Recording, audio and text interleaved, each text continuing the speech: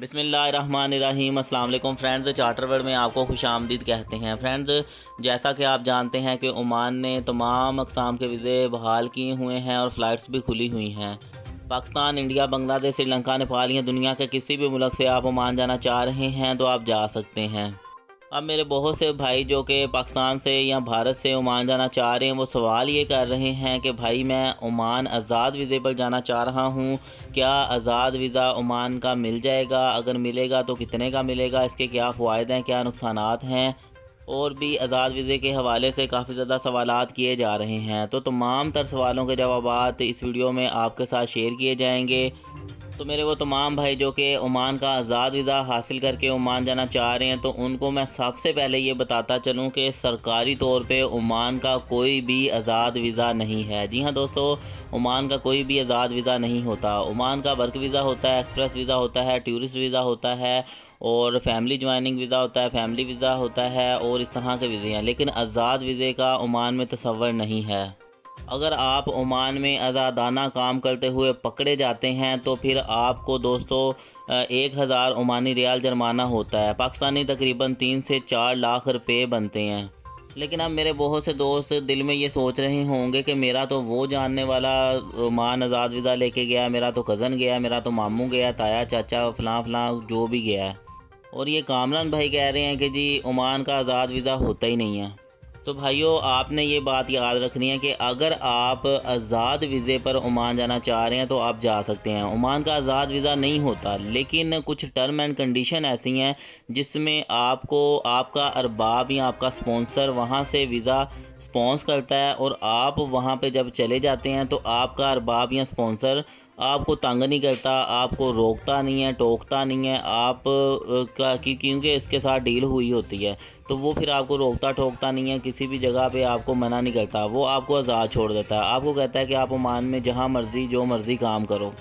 तो वो फिर आप ओमान में काम करते हैं, काम जो आपको मिलता है आप वो करते रहते हैं। अक्सर औक़ात में ये होता है कि शुर्ता आपको पकड़ लेता है, रायलमान पुलिस का एहलकार आपको पकड़ लेता है, आपसे आपका बताका वगैरह और आपके कफ़ील स्पॉन्सर वगैरह की मालूमात जानता है। तो उसे पता चलता है कि आप तो आज़ादाना काम कर रहे हैं, आप तो उस कफ़ील के पास अरबाब के पास काम ही नहीं कर रहे। तो फिर दोस्तों आपको 1000 ओमानी रियाल जुर्माना कर दिया जाता है और आपको ये जुर्माना भरना पड़ता है। इसके बगैर आप ओमान से वापस नहीं जा सकते। ठीक है, कुछ कुछ ऐसी भी कंडीशंस बन जाती हैं, हालात पैदा हो जाते हैं कि कोई शुर्ता अच्छा निकल आया या तरस खा लेता है। ठीक है, वो ये तरस खा लेता है कि यार मेहनती है, लेबर है, मज़दूर है, काम कर रहा है, चलो वो आपको छोड़ दे तो वो उसकी अलग बात है। लेकिन ज़्यादातर यही है कि सरकारी तौर पे आपको 1000 ओमानी रियाल जुर्माना होता है। दोस्तों, आज़ाद वीज़े की बेसिकली बहुत बड़ी गेम होती है, बहुत बड़ी 2 नंबरी होती है। इसमें होता ये है कि आपका अरबाब या स्पॉन्सर जो भी ओमान से आपको बुला रहा है, वो ये करता है कि वो आरओपी के ऑफिस जाता है और अपनी कोई कंपनी शो करवाता है कि मेरी ये कंपनी है, या फिर मैंने घर के लिए ड्राइवर रखना है वगैरह वगैरह, कोई भी चीज़ जो है ना वो शो करवा देता है कि मुझे इस काम के लिए ये वाला गैर मुल्की दरकार है, मुझे वीज़ा स्पॉन्स करें। तो दोस्तों ये एक किस्म का वर्क वीज़ा ही होता है जो कि आपका अरबाब या आपका स्पॉन्सर आपको भेजता है। ठीक है, उस वीज़े पर आप आगे ओमान आते हैं। ओमान पहुंचने के बाद आपका अरबाब, क्योंकि आपको कुछ कहता ही नहीं है, उसने आपसे पैसे लिए हुए होते हैं, तो फिर आपको आज़ादाना छोड़ देता है। और अगर आप पकड़े जाते हैं तो फिर आपको जुर्माना किया जाता है। लेकिन दोस्तों ये होता बेसिकली गैर कानूनी है। ठीक है, आप अगर आज़ादाना काम कर रहे होते हैं, अपने कफ़ील या स्पॉन्सर के पास या अरबाब के पास काम नहीं कर रहे होते, तो फिर आप गैर कानूनी तौर पे ओमान में रह रहे होते हैं। फिर आपके लिए वही सज़ाएँ हैं जो कि ओमान में जिन लोगों के वीज़े एक्सपायर हुए हुए हैं, जिन लोगों के बताके वगैरह एक्सपायर हुए हैं, वो लोग जैसे रह रहे हैं इसी तरह आप भी रह रहे होते हैं।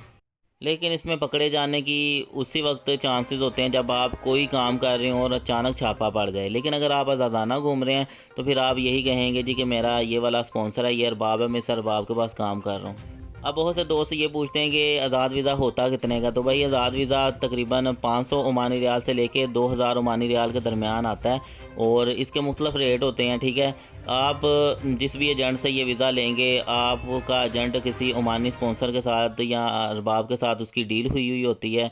वो आपका अरबाब या स्पॉन्सर जो है उस एजेंट को 500-600 या 700 ओमानी रियाल में वीज़ा फ़रोख्त करता है। फिर आगे आपका जो एजेंट होता है जिससे आप वीज़ा लेते हैं वो अपनी कमीशन रख के 200, 300, 400, 500 ओमानी रियाल रख के आगे आपको आज़ाद वीज़ा फिर वो बना के फ़रोख्त करता है, जिसमें आपका एजेंट ये कहता है कि जी जब आप ओमान पहुंचोगे तो हम आपको एक पताका बना के देंगे, फिर आपको छोड़ देंगे, फिर आप ओमान में जो मर्ज़ी जहां मर्ज़ी काम करना। दोस्तों ओमान में आज़ाद वीज़े का कोई तस्वर नहीं है, ये सारी गेम जो है एजेंट्स की है।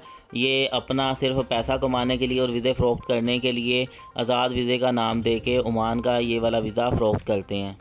इसमें आपको बहुत ज़्यादा नुकसान भी होता है क्योंकि ओमान में आज़ाद बहुत कम काम है। ओमान में हालात इतने बेहतर नहीं है कि आप आज़ाद वीज़े पर जाकर जितने पैसे आपने लगाए हुए होंगे उससे ज़्यादा कमा लेंगे, तसव्वुर भी ना करें। उसके बाद एक इम्पोर्टेंट सवाल ये है कि क्या आज़ाद वीज़े पर जाके मैं कंपनी का वर्क वीज़ा ले सकता हूं? तो भाई जी हाँ, ले सकते हैं। आप अगर आज़ाद वीज़ा लेके ओमान जाते हैं तो इस आपके स्पॉन्सर या अरबाब के साथ आपकी क्योंकि पहले डील हुई होती है, फिर जब आपको कोई काम मिल जाता है तो आप अपने स्पॉन्सर या अरबाब से कानूनी तौर पे एनओसी ले लेते हैं और आप फिर दूसरे काम में चले जाते हैं। यानी आप फिर अपना कोई दूसरा स्पॉन्सर या अरबाब ढूंढ के उसका वीज़ा लेके वर्क वीज़ा फिर आप कानूनी तौर पे ओमान में काम करने लग जाते हैं। उसके बाद ये भी अहम सवाल हो सकता है कि भाई आपका क्या मशवरा है, ओमान किस वीज़े पर जाना चाहिए? तो भाइयों अगर आपने ओमान जाना है तो आप वर्क वीज़े पर जाएं, आपको फिर ही फ़ायदा होगा। मिलते हैं नई वीडियो में। अल्लाह हाफिज़।